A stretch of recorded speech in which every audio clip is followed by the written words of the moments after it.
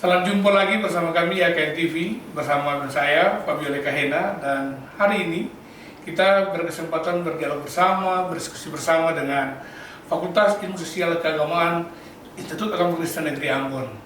Dan hadir di saat ini bersama-sama kami ada Ibu Dekan Fakultas FISK, Ibu Febi Nansipati DTH MTH yang akrab atau sabar dengan Ibu Febi. Juga ada Ibu Kaprodi Teologi, Ibu Dr. Sipora Warela MPDK, atau biasa sapa di sini dengan Ibu Bu. Kemudian di samping Ibu Bu ada Ibu Lolita Rihena MSI, Ibu Kaprodi dari Pastoral Counseling. Di samping Ibu Lita ada Ibu Marlen Alakaman MPDK, Ibu Kaprodi Agama dan Budaya pada fakultas ini, dan paling terakhir Ibu Dian Nandohi. Ini Ibu Kapolri dari Program Studi Pariwisata, Budaya dan Agama dan pada fakultas ini. Ibu Dekan, Ibu Febi, kita sebentar lagi sudah masuk dalam proses penerimaan siswa baru, dan sebentar lagi para siswa akan ujian nasional khususnya untuk kelas 3 SMA, dan mereka nantinya akan menentukan pilihan masuk kepada perguruan tinggi dan memilih prodi yang tepat sesuai dengan keinginan maupun dengan apa yang mereka rasa mungkin bisa pada diri mereka mengembangkan kemampuannya. Nah, untuk fakultas ini, Bu, apa yang merupakan visi Ibu untuk membangun fakultas ini ke depan dan menjadi minat masyarakat dan membangun kepercayaan masyarakat? Terima kasih Pak Bio. Yang menjadi visi dari fakultas yakni unggul dalam pengembangan ilmu sosial keagamaan yang religius dan cinta damai. Nah, memang selama ini kita mendengar tentang fakultas ilmu sosial, ya sosial politik, fakultas teologi, ya. Tetapi di fakultas kami sengaja membangun paradigma keilmuan yang mengcombine atau mendialektika antara ilmu sosial keagamaan, ilmu sosial dan keagamaan. Ya, jadi dalam paradigma keilmuan ada semacam dialektika antara agama dan budaya, dan itu yang menjadi keunggulan atau spesifikasi dari fakultas kami. Ya, sehingga di dalam fakultas kami ada beberapa fokus perhatian kami, yakni kami menekankan atau menghasilkan para sarjana yang memiliki keunggulan, ya, yang terkait dengan prodi-prodi kami. Nah, di prodi kami ada empat prodi, ya, yakni prodi teologi, prodi pastoral konseling, prodi agama dan budaya, dan prodi pariwisata, budaya dan agama. Ibu, bagaimana Ibu membangun relasi dengan masyarakat, misalnya saja sekolah, pemerintah, ataupun juga gereja dalam mengembangkan prodi ini, sehingga mahasiswa yang berstudi pada prodi ini kemudian bisa mengembangkan keilmuan mereka? Ya, kerjasama dengan berbagai stakeholder saya pikir salah satu hal yang sangat penting di dalam pengembangan fakultas kami. Dan selama ini kami dari Fakultas Ilmu Sosial Keagamaan telah terbuka dan melakukan kerjasama dengan berbagai stakeholder, baik itu dari pihak gereja maupun dari pihak pemerintah. Nah, sebagai pimpinan di fakultas, kami bukan saja melakukan kerjasama atau membangun relasi-relasi kemitraan, tetapi juga melalui lembaga YKN Ambon. Nah, kita ketahui secara bersama banyak sekali hubungan kerjasama atau hubungan kemitraan yang telah kami bangun dengan berbagai institusi, baik itu perguruan tinggi yang ada di Maluku, tetapi juga yang ada di Indonesia, beberapa di antaranya misalnya di Fakultas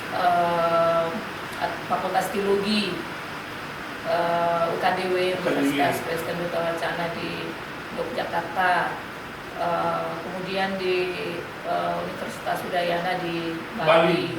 Dan relasi yang kami bangun ini semata-mata berfokus pada pengembangan tridharma perguruan tinggi, ya, baik itu unsur pendidikan dan pengajaran, di mana kami menggunakan ya tenaga-tenaga pengajar yang memang handal dan memiliki kapasitas di bidangnya. Demikian juga di bidang penelitian dan pengabdian masyarakat. Kesempatan belajar bagi mahasiswa Ibu terkait dengan apa yang dijelaskan bahwa kerjasama ini dilakukan bukan saja di Maluku, Kota Ambon, tapi sampai di luar Maluku. Nah, itu ada beberapa perguruan tinggi yang ternama juga. Nah, apakah dalam kesempatan belajar, misalnya contoh magang atau PKL, apakah mahasiswa itu hanya di Maluku atau juga melibatkan lembaga-lembaga yang Ibu sudah sebutkan tadi?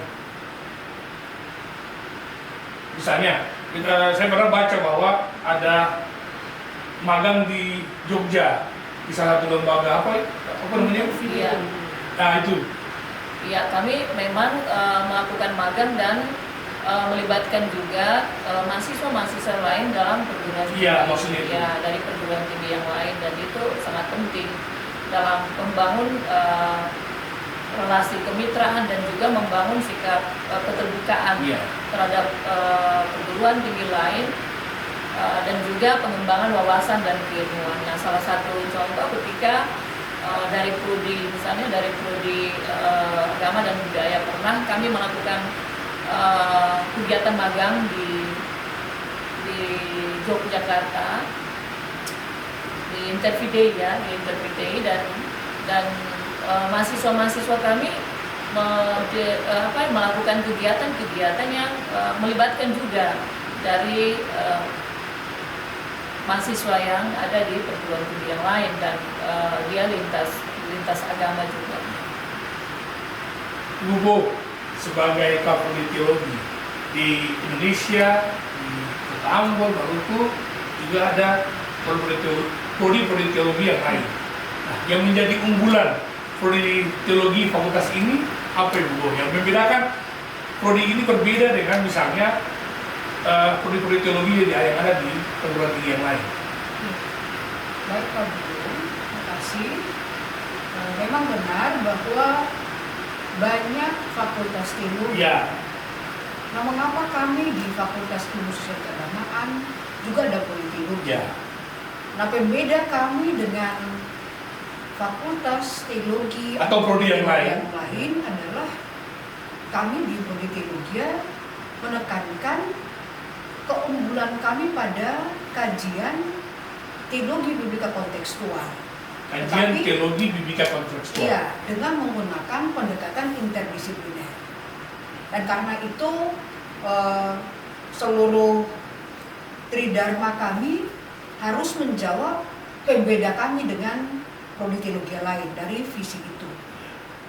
Nah, karena itu mahasiswa kami diarahkan dalam proses pendidikan pengajaran, tapi juga dalam mereka punya kemampuan untuk meneliti teks-teks yang juga dikontekstualkan menggunakan pendekatan interdisipliner. Ya, saya kasih contoh saja, misalnya kalau selama ini mahasiswa teologi menggunakan metode historis kritis untuk menggali teks, melakukan langkah hermeneutik, maka kami di Prodi Teologi Ambon menggunakan berbagai metode untuk menggali kekayaan teks dan merefleksikan pada konteks. Dan karena itu mahasiswa kami arahkan juga tidak saja menggali kekayaan teks, tapi juga harus mampu membuat luaran. Sehingga kemampuan kekayaan intelektual mereka terkait dengan mengkaji teks dengan interdisipliner itu bisa terbaca oleh orang lain. Dan itu membuat lulusan prodi ini ada di berbagai tempat di Indonesia. Iya, sepakat. Ya. Sebab catatan research tadi bahwa lulusan teologi YKN Ambon tidak saja terserap pada ruang mimbar gereja, tetapi mereka juga terakomodir pada instansi pemerintah, pada Kementerian Agama, tapi mereka juga pada ranah pendidikan, guru agama. Ketika dulu kita Stakwen Ambon diberikan kepercayaan oleh pemerintah menyelenggarakan akta 4 dan masuk teologi, punya ruang ke sana dan menjadi guru agama pada beberapa yayasan yang juga mengarahkan pendidikan tinggi di Indonesia seperti SMA di Petra, Yayasan Petra Surabaya itu juga ada, di Penabur ya, dan beberapa lulusan yang terserap di sana, tetapi juga ada yang di kota ini. Jadi sebenarnya mau dibilang bagi kita semua bahwa lulusan profesi teologi tidak selamanya harus menjadi pendeta. Iya.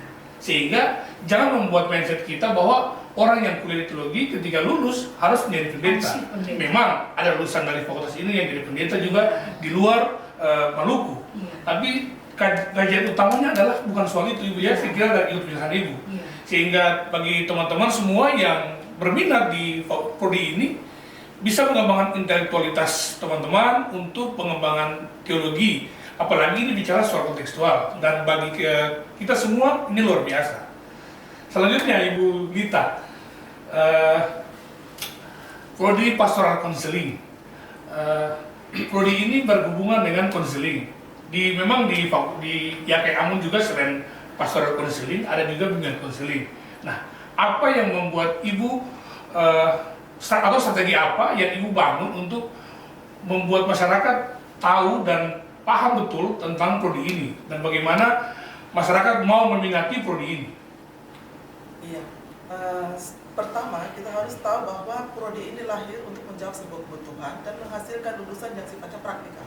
Praktikal. Ya, menjawab kebutuhan langsung. Dan karena itu kita berusaha untuk melatih lulusan mahasiswa kita melalui sejumlah teori dan keterampilan. Nah, untuk memperkenalkan prodi ini, strategi yang kita pakai bukan cuma dengan menyampaikannya secara lewat brosur, Sosial media. Iya. Tetapi juga kita terutama melalui pengabdian kepada masyarakat. Oh iya. Ya. Jadi sekalian nih sosialisasi ketika pengabdian, ya. Ya. Dan itu tidak bergantung kepada dana Kampus. Ya. Itu biasanya dilakukan mandiri dengan melibatkan juga mahasiswa, dan itu menjadi strategi kita untuk memperkenalkan apa dan bagaimana prodi itu dan apa yang mau dicapai. Menarik Ibu. Ini waktu sementara COVID, di saat semua orang susah dari segi ekonomi, susah dalam berjumpa, prodi ini justru melaunching model pastoral counseling berbasis online. Itu bagaimana itu prosesnya Ibu? Atau bagaimana cara untuk kita melakukan proses pembimbingan konseling secara online? Ya, kita memang berhadapan dengan situasi yang mendadak ya, tiba-tiba, dan tidak terprediksikan. Iya. Tetapi kita melihat sebuah kebutuhan. Iya. Jadi kita punya skop besar ke depan untuk menjawab kebutuhan masyarakat. Jadi kita membuat web ini. Tetapi untuk mencapai strategi ke depan itu, kita tidak bisa melaksanakan semudah memberikan telapak tangan. Jadi kita punya tahap-tahap. Jadi pertama, web ini terbentuk karena kita mau melatih, mempersiapkan mahasiswa dengan pendekatan pastoral konseling yang online. Ya, online. Yang berbeda dari perjumpaan. Sebelumnya. Iya. Nah, itu strategi kita. Jadi ini terutama khusus untuk mahasiswa-mahasiswa level PPL. Iya.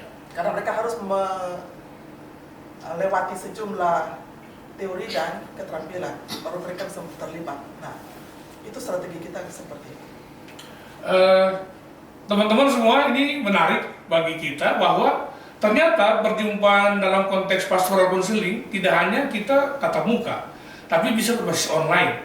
Dan ini kemudian sudah diciptakan, sudah dibuat oleh prodi pastoral counseling, di mana perjumpaan-perjumpaan kita tidak dibatasi oleh ruangan, tapi secara virtual, sehingga bagi siapa saja yang merasa membutuhkan proses counseling bisa melalui website yang disediakan oleh prodi ini. Dan saya kira itu tenaga-tenaga unggul yang juga disiapkan, baik itu mahasiswa maupun dosen dalam proses ini. Dan ini salah satu keunggulan dari prodi pastoral counseling.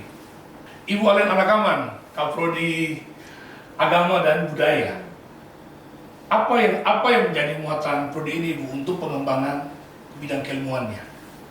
Iya, kalau berbicara soal muatan prodi itu berarti kita akan mengacu pada kurikulum yang diramu, karena ketika kurikulum itu dia menjadi sebuah patokan untuk proses pembelajaran dalam kelas maupun di luar kelas nantinya, itu akan menjadi sebuah pemikiran yang baru dan baik kepada masyarakat untuk bagaimana melihat keunggulan dari prodi ini. Nah, dalam kaitan dengan itu, sebenarnya masyarakat membutuhkan bagaimana cara pengelolaan keragaman agama dan budaya itu sendiri. Kalau kita lihat konteks Maluku misalnya, ya, secara khusus di Ambon, keragaman budaya dan agama itu muncul, dan karena itu memang penting sekali prodi ini ada untuk menjawab kebutuhan masyarakat. Jadi mempertemukan antara soal agama dan budaya dan kemudian menjadikannya dalam sebuah kajian tertentu. Itu yang saya tangkap dari apa yang Ibu Ale sampaikan. Nah, bagaimana Ibu menjaga kualitas prodi ini dan menjadi minat bagi masyarakat atau para calon-calon mahasiswa baru yang akan berstudi di prodi ini? Ya, kalau bicara soal kualitas itu berarti kita akan lihat kembali tentang bagaimana cara dosen maupun mahasiswa melakukan panggilannya dalam tridharma perguruan tinggi. Dan karena itu dalam proses tridharma perguruan tinggi menjadi kepentingan utama untuk menjawab kualitas prodi, terlebih khusus dalam kita lihat contoh pengajaran, pendidikan dan pengajaran. Prodi ini memakai bukan saja dosen dari tetap di fakultas khususnya ataupun di IAKN secara kelembagaan secara itu, tetapi kita memakai dosen luar biasa dari luar kampus yang memang punya spesifik ilmunya itu sesuai dan itu memang dibutuhkan oleh mata kuliah dan mahasiswa yang belajar, misalnya belajar tentang agama Islam, agama Hindu-Buddha, agama Katolik, kita pakai orang-orang yang memang berkompeten pada bidangnya. Iya, pada bidangnya. Berarti Bu, saya jelas sebentar, berarti yang berkuliah pada prodi Ibu bukan semuanya Kristen ya, walaupun ini kampus Kristen. Iya. Tapi ada Islam. Iya, ada Islam, ada juga Katolik. Iya, dan karena pengajarnya juga ada Islam dan ada juga Katolik. Kami punya dosen prodi yang beragama Islam. Juga ada. Yang dosen PNS ya, dosen tetap di fakultas. Ya. Jadi memang prodi ini benar-benar membuat sebuah keragaman dalam menjawab kebutuhan IAKN Ambon juga dan masyarakat Maluku, sehingga jika orang ingin berstudi tentang agama dan budaya, prodi menjadi pilihan. Sehingga karena yang saya tangkap, prodi ini bicara soal semua agama, semua kepentingan kebudayaan yang ada di konteks Maluku maupun Indonesia, dan semua orang bisa belajar di sini. Ini menarik dan ini kesempatan besar bagi teman-teman semua untuk belajar agama dan budaya pada prodi ini. Nah, yang paling terakhir, Ibu Diana Noi. Waktu IAKN mulai dari Stakpen Ambon beralih ke IAKN Ambon dan kemudian dari program studi menjadi fakultas, prodi ini kemudian lahir, prodi pariwisata, budaya dan agama. Dan prodi ini merupakan prodi yang diminati pada saat mulai pertama kali dibuka oleh masyarakat di kota ini. Dan tidak tanggung-tanggung, waktu penerimaan mahasiswa baru jumlahnya cukup banyak pada prodi ini. Nah, bagaimana Ibu Dian menjaga kualitas prodi ini dalam pengembangan keilmuannya ke depan? Baik, terima kasih Pak Bio. Hal pertama yang tentu saja kita harus pikirkan terkait dengan prodi ini bahwa keunggulan kita bicara soal keunggulan dulu. Keunggulan kita yang paling pertama ialah bahwa kalau bicara tentang pendidikan pariwisata, otomatis kiblatnya itu selalu ke arah Jawa. Mentok paling mentok ke Bali, mentoknya itu ya paling ke Makassar. Keunggulan kita yang pertama adalah kita adalah satu-satunya program studi S1 kajian pariwisata yang ada di Maluku. Wow, luar biasa. Itu sudah memberikan poin tersendiri sebenarnya bagi kita.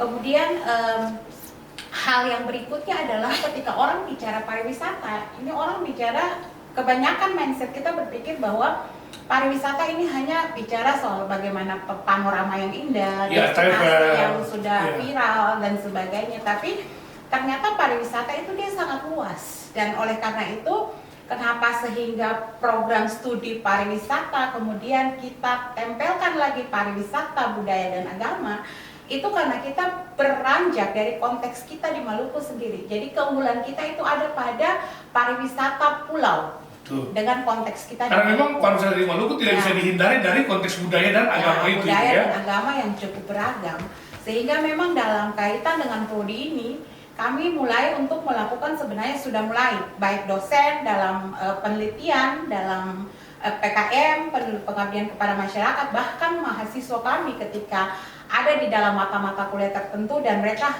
selalu harus riset. Jadi kita mulai dengan bagaimana mengidentifikasi sebenarnya potensi wisata kita di Maluku yang nanti kemudian dia terakumulasi dalam pulau-pulau di Maluku itu, karena memang masih sangat jarang sebenarnya orang juga untuk melakukan penelitian-penelitian identifikasi potensi wisata. Dan ketika dalam pengalaman kami ternyata kami menemukan bahwa ya itu tadi yang saya sebutkan, bahwa pariwisata itu bukan sekedar kita bicara panorama yang indah saja, tapi di dalamnya ada nilai-nilai budaya, bahkan nilai-nilai religius yang perlu dikaji. Ya, yang ketika dia dikembangkan dengan baik, dia akan menjadi sebuah potensi pariwisata yang cukup baik. Menarik kemudian, saya baca waktu COVID kemarin itu ada berita PKM ya, bahwa mengembangkan kampung Inggris Ya. di Sawai ya, itu memang dia sempat terhenti karena COVID, tapi kemudian ya kayak Ambon melihat peluang itu dan lewat prodi, lewat fakultas itu kemudian laksanakan. Itu bagaimana Ibu ceritanya sampai bisa sampai ke situ Ibu? Baik, sebenarnya PKM yang melibatkan dosen itu Dan mahasiswa juga. mahasiswa. Ya. Jadi itu dilakukan dalam pengabdian kepada masyarakat yang melibatkan mahasiswa dan dosen. Dan itu bukan hanya dosen yang ada di pariwisata saja, tetapi memang itu dia dikhususkan untuk memang yang khusus bahasa gitu. Jadi memang kalau kami di pariwisata juga selain pengembangan pariwisata, tapi kami punya kurikulum itu juga mengembangkan terkait dengan bagaimana potensi berbahasa itu. Iya. Jadi itu adalah juga nanti bagian menjadi sebuah luaran terhadap mata kuliah tourism department, English tourism. Ya, jadi ini juga menarik bagi teman-teman semua karena memang yang bisa menyaksikan siaran ini, baik itu calon-calon mahasiswa, orang tua bisa mempertimbangkan anak-anaknya, apalagi yang punya kemampuan berbahasa, kecakapan dalam suka traveling misalnya. Bagaimana kalau itu dikembangkan dalam sebuah kajian, misalnya memilih prodi pariwisata budaya dan agama. Dan prodi ini sekarang diminati karena memang ya harus kita jujur bahwa ini memang prodi pertama yang ada di Maluku, dan prodi ini kemudian berjalan sampai saat ini dan Khusus untuk kajian S1. khusus untuk kajian S1-nya dan sudah ada. Dan ini menjadi pilihan bukan alternatif lagi, tapi pilihan satu-satunya ya. Satu-satunya sebenarnya. Kalau alternatif kan harus ada yang lain-lain lagi. Tapi karena memang yang di Maluku kita harus jujur, daripada kita misalnya membuang biaya yang jauh, kemudian ya biaya keluar kota, tapi kalau yang ada di sini dan itu kemudian bisa dijawab oleh semua yang diberikan oleh prodi ini. Iya, kemudian Pak Bio mungkin satu lagi, kami juga bukan cuma melakukan kerjasama. Jadi kami sudah punya ikatan kerjasama dengan Fakultas Pariwisata Udayana Bali. Dan juga dari kerjasama itu dosen juga kami ada beberapa yang kami pakai untuk mengampuh mata kuliah di prodi kami. Ini luar biasa. Ya, kita kembali ke Ibu Dekan. Ibu Dekan ini luar biasa pemaparan dari ibu-ibu kaprodi yang luar biasa ini. Bagaimana Ibu Dekan juga bisa menjelaskan kepada kita semua tentang sarana-prasarana yang ada pada fakultas maupun yang terintegrasi dengan IAKN Ambon. Termasuk mungkin Ibu juga bisa jelaskan sedikit soal beasiswa misalnya. Nah, ini menjadi muatan bagi kita, terlebih khusus pada calon-calon mahasiswa yang hendak masuk pada IAKN Ambon dan terlebih khusus pada prodi ini. Iya, di fakultas kami tersedia sarana dan prasarana yang sangat memadai. Ya, tersedia ruang-ruang kelas dengan kelengkapan multimedia, AC, demikian juga ada berbagai laboratoriumnya yang digunakan untuk menunjang kualitas pembelajaran secara khusus mata kuliah praktikum. Misalnya laboratorium preaching untuk mahasiswa ketika menawarkan mata kuliah politika bisa berpraktek di laboratorium preaching. Demikian juga dengan laboratorium konseling. Nah, di laboratorium konseling tersedia juga fasilitas-fasilitas di mana mahasiswa bisa melakukan praktek pastoral dan itu bisa dilakukan setiap saat. Nah, selain itu kami juga memiliki kelengkapan fasilitas atau sarana dan prasarana lainnya yang menyatu dengan IAKN Ambon. Misalnya tersedia GOR, mahasiswa bisa mengembangkan kemampuan untuk bisa berolahraga, tersedia berbagai kelengkapan atau fasilitas olahraga sehingga kesehatan tubuh itu juga bisa dijaga. Nah, ruang-ruang auditorium juga, lab komputer, ruang perpustakaan, dan itu fasilitas-fasilitas termasuk rusunawa di mana mahasiswa mahasiswa kita yang tinggal jauh. Nah, rata-rata Pak Bio, mahasiswa kami ini adalah mahasiswa yang berasal dari luar kota Ambon, ya, dari Maluku Tenggara, dari Maluku Tengah, dan karena itu ada fasilitas rusunawa atau asrama yang juga tersedia yang bisa menampung para mahasiswa sehingga mereka tidak kesulitan untuk mencari kos-kosan. Dan juga dengan harga yang sangat murah. Nah, lalu Bu, bagaimana dengan misalnya beasiswa? Apakah penyerapan beasiswa di IAKN Ambon di Fakultas ini merata atau menurut Ibu memadai atau bagaimana? Ya, kita bersyukur sebab sebagai salah satu perguruan tinggi yang berada di bawah Kementerian Agama, pemerintah menyediakan beasiswa yang sangat besar. Nah, rata-rata 1 tahun kalau kita lihat di IPA kita kan rata-rata tiap tahun ada lebih dari miliaran rupiah yang dialokasikan untuk para mahasiswa kita, dan secara khusus di fakultas semester kemarin semester ganjil kemarin itu ada sekitar 223 mahasiswa penerima beasiswa. Dan beasiswa itu adalah beasiswa PPA, beasiswa bidik misi, dan beasiswa mahasiswa KIP kuliah dan beasiswa berprestasi. Selain itu juga ada beasiswa yang disediakan dari Korea yang membantu mahasiswa kita. Nah, dari sisi ketersediaan biaya, sebenarnya pemerintah sudah menyediakan biaya yang kepada para mahasiswa yang sebenarnya mungkin dari sisi kemampuan ekonomi mereka tidak bisa melanjutkan studi di perguruan tinggi karena ekonomi yang terbatas. Nah, tetapi karena peluang-peluang beasiswa yang tersedia, rata-rata 1 bulan itu disediakan untuk beasiswa KIP misalnya, itu kan 6 juta lebih.